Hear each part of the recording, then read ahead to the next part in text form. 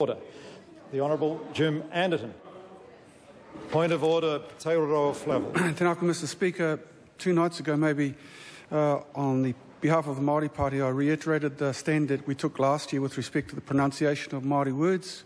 Unfortunately, some members weren't in the House at that time, but the Speaker and the Chair at the time did ask all members to consider pronunciation of Māori words, and in light of the fact that I did talk with my colleague Mr. Garrett that night on the pronunciation of Māori words, I'd ask that you just make a general recollection of that discussion for all members of the House today. Speaking the point of order, the Honourable Mr. Speaker, it seems to me that if someone's going to raise that point of order, there must be a specific objection to a specific mispronunciation, and no such objection was raised. And I think the second point is that one must also allow for people making an honest attempt. I have to say that I frequently hear English, Scottish and Welsh place names mispronounced, not really in this House, but even on television. Speaking the point of order, Te Reo Flavel. Following on from Mr. Cullen's objection, Mr. Speaker, I attempted to do call a point of order at the time, but unfortunately there are others ahead of me. Point number 1. Point number 2 is that the specific references to the Korpu Bridge. Korpu Bridge. Thank you. I thank the honourable member. Obviously, all members will do their best to pronounce both languages to the best of their ability, and none of us are perfect in that matter. The Honourable Jim Anderton. Mr. Speaker, can the Minister advise the House how the removal of $700 million from the special account for the New Zealand Fast Forward Research and Development Fund and its placement back in the Consolidated Fund is going to help prepare New Zealand's economy for future growth? And can the Minister advise what has happened to the $700 million thus returned? The Honourable Bill English. Mr. Speaker, well, we felt that an arrangement where the government borrowed $700 million to put into account to use to buy government bonds off the government itself was probably a waste of time. The Honourable Sir Roger Douglas. Mr. Speaker, is the Minister telling the House that the steps that he has taken so far are likely to raise productivity from the miserable 1% that we had under Labor to the 3% that we had during the 90s? If not, could he tell us what extra steps he plans? The Honourable Bill English.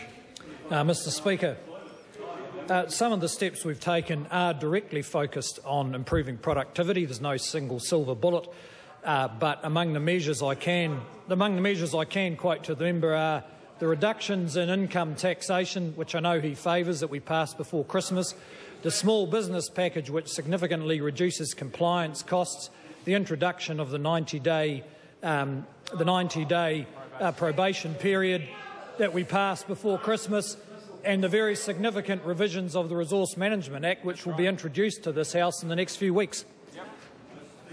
The Honourable Leader of the Opposition. Mr. Speaker, why does the Minister and indeed John Key continue to claim that New Zealand's stimulus package on a per capita basis is larger than that of Australia's, when Brian Gaynor points out that in fact Australia's package is 67% larger than New Zealand's per capita? And does he agree with Mr. Gaynor's statement that historically Australia's bold and strong approach has been found to be far more effective than the cautious and conservative approach, his words, that the national government is following? The Honourable Bill English. Mr. Speaker, well, I'm pleased the member asked that question because Brian Gaynor is wrong. In fact, I will send the member a copy of analysis that's been completed in the last week or so, which shows that the extent of stimulus in the New Zealand economy over the next couple of years is about the same size as that proposed by Australia. The Honourable David Cunliffe. Mr. Speaker, what scope would the Minister have for increased infrastructure spending if the previous government had followed his advice and spent the surpluses in the good years rather than investing to pass on to his governments one of the lowest Crown debt levels in the Western world? The Honourable Bill English. Well, the previous government did spend the surpluses. That's why in the 2008 budget it had to go out and it had to set about borrowing $13 billion because of cash deficits. And the other problem they created is that the whole area of infrastructure is so clogged up with regulation and misguided policy that it's hard to get decisive action.